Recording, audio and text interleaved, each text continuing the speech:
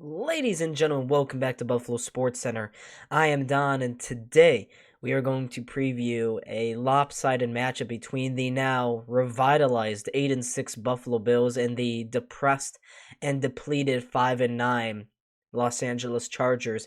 But before I get to the preview, though, make sure to hit that like button and to subscribe. Follow us on Instagram, join the Discord, and follow us on TikTok. All three of those links are down in the description below. Now, let's discuss a little bit about the Bills offense, who, wow, they showed a different side, didn't they, on Sunday against the Dallas Cowboys? It wasn't the Josh Allen show. It was far from it, as Josh Allen only threw 15 times and only had 7 of those passes completed for less than 100 yards. Now, he still had a rushing touchdown and a passing touchdown, which is nice, showing off his versatility once again, but the man of the hour, the man of the week, is running back James Cook. And what a game he had. He had 179 rushing yards on 25 carries. He had a rushing touchdown, and he had 2 catches for 42 yards and a passing touchdown as well, or a receiving touchdown. James Cook had his best game by far of his career, and it's really nice to see him finally break out this year under Joe Brady. Under Ken Dorsey, James Cook wasn't really a huge factor on the offense, very inconsistent, didn't get the ball into his hands very much, but over the last couple of weeks, we've seen a new side of Cook. We've seen a side that can both catch and run, much like Christian McCaffrey, and he's got one of the highest total yards from scrimmage now in the NFL this year. I think he's third now in the NFL, only behind CMC and one other guy who I cannot think of at the moment, unfortunately. Rolled off the top of my mind. But it doesn't take away from the fact that James Cook has been spectacular. And I wouldn't expect that expect him to slow down against the Chargers, who have struggled against the run this year. But before I talk about the Chargers, I want to talk about Stephon Diggs a little bit here for the Bills. And it's really interesting. The Bills' offense has been cooking over the last 3 weeks or so, 4 weeks, and because there was a bye week in between. And Stephon Diggs hasn't been at the forefront of any of those performances. It's been the guys around him. Either it's Khalil Shakir or Gabe Davis, or when Gabe Davis has disappeared, it's James Cook and Dawson Knox, or when it's not Dawson Knox, it's Dalton Kincaid. It's not really been the Stephon Diggs show as of late. And while it does seem to him that it's a little frustrating that he's not getting the ball more, it is nice to see that the Bills don't have to just go through Stephon Diggs in order to have success. They can find other guys, other ways to score points on you. And that's the scary part about this Bills offense now. They're showing a versatility that we haven't seen under Josh Allen in his time here in Buffalo. It's only been the Josh Allen throwing show. It's never been the running guys. It's never been complimentary football. And I was reading up a little bit over the last couple of days, and I feel like that's really where old offensive coordinator Brian Daboll and Sean McDermott butted heads, because oftentimes under Daboll, he just told Josh Allen, sling that pigskin, let it rip, let's see what happens. But under Joe Brady, there seems to be more of a cohesive plan, and I cannot believe I'm saying that, but the Bills currently have an offensive identity, something that they never had once under Ken Dorsey. Ken Dorsey was very bland. It got results done every now and then, but when it didn't, it was stale, it was boring, and it was unimaginative. Now under Joe Brady, we're seeing a lot more of motions and a lot more complimentary football. We're seeing guys like Latavius Murray and even Ty Johnson have meaningful impacts on this performance, on this team.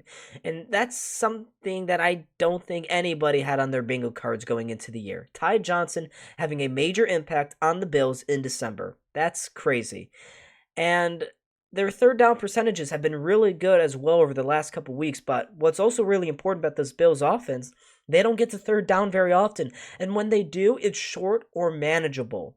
That is a huge difference between Joe Brady's offense and Ken Dorsey's offense, and that's a really big positive sign here of the Bills' offense.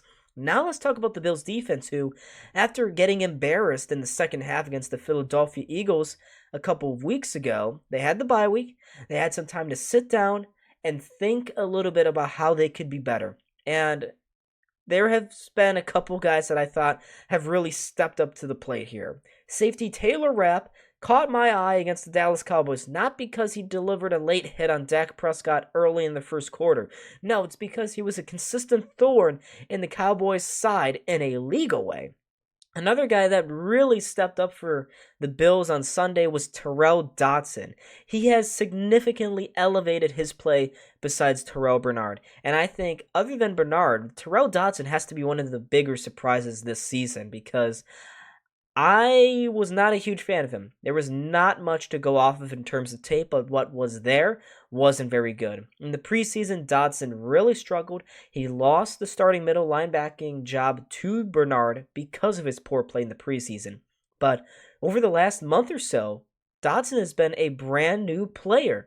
And I, like much of the rest of Bills Mafia, has been really surprised and very relieved to see that. Now, Leonard Floyd has been really good. He had another sack. He's finally hit double digits this year. Greg Rousseau has been a huge positive for the Bills. And also, Ed Oliver has been immaculate for Buffalo this year. He has really had his breakout year. Finally, the former 9th overall pick showing what he can do. And I think that's huge for Sean McDermott and this defense. You need a dominant defensive line if you are to have a dominant defense. Look at Pittsburgh. The main reason why they've been relevant all year is because of that defensive line, mainly Casey Hayward and TJ Watt. Outside of those guys and Minkah Fitzpatrick, the Steelers don't have very much, but they're still a solid defense.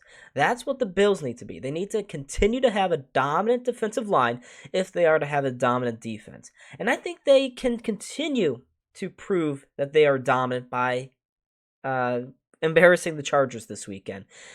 Nothing against the Chargers, but they are in total crisis management mode.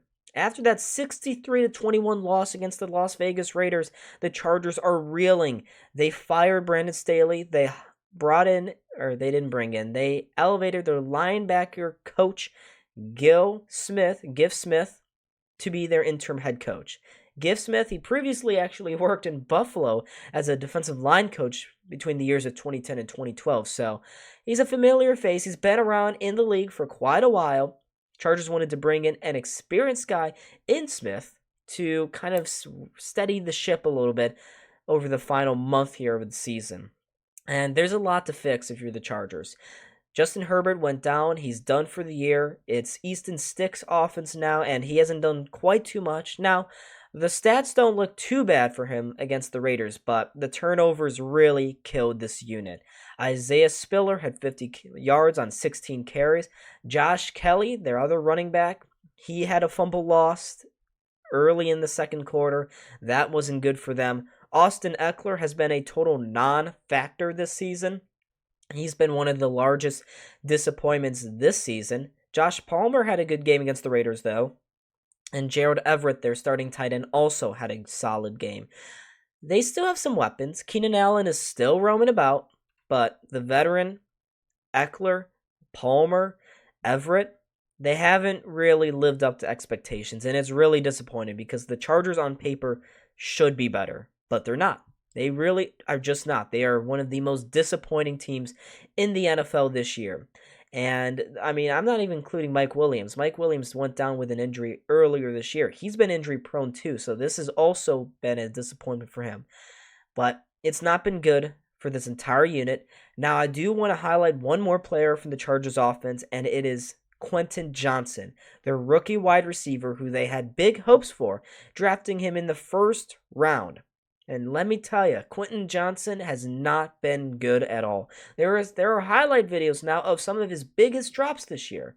And they're not good drops. They are Stevie Johnson level drops. Really bad if you're the Chargers. An absolute whiff of a pick so far. Maybe he can turn it around and not be such a bust, but I wouldn't be holding my breath if I were you. Now let's talk about the Chargers defense that did give up 63 points. Now it's a little misleading, because oftentimes the Raiders had short fields because of those 5 giveaways committed by the Chargers offense. And a couple of those also went for scoop and scores, pick sixes. It just was an absolute clown show by the offense. Not much the defense could do, but they haven't been very good either. Khalil Mack has unfortunately not made a huge impact. He's been good, but for his cap hit, he's not totally lived up to that. Dean Marlowe, former Bills safety, also plays for the Chargers. He hasn't made a huge impact this year. And Derwin James, a perennial Chargers player. It always seems like everyone says he's one of the best safeties in the NFL, but I don't know. The results from this Chargers defense hasn't been good. And unfortunately, I haven't watched enough Chargers games to understand if it was the schematics or their players. But from the outside looking in, it seems like it's a little bit of both. One, it seemed like Brandon Staley had no idea what he was doing, was completely underqualified, out of his depths, should never have been the coach of this team. The Chargers should have gotten Brian Daboll when they had the chance. But it also seems like they don't have a dominant defensive line. They don't have a group of linebackers that are worth any mentions. And their secondary is just not good enough. So the Chargers have a below par defense. They had below par coaching staff, not just below par, really bad coaching. And they had a offense that couldn't carry the load this time. So it's been a really disappointing season for the Chargers. For the Bills, though, it seems like that disappointing beginning is finally turning into something good. But that's enough for me. Make sure, folks, once again, to comment your predictions. Now let's see what our BSC panel is predicting for this Week 16 matchup.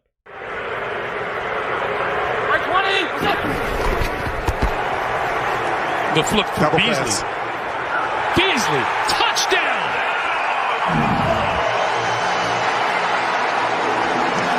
Gabriel Davis on the receiving end.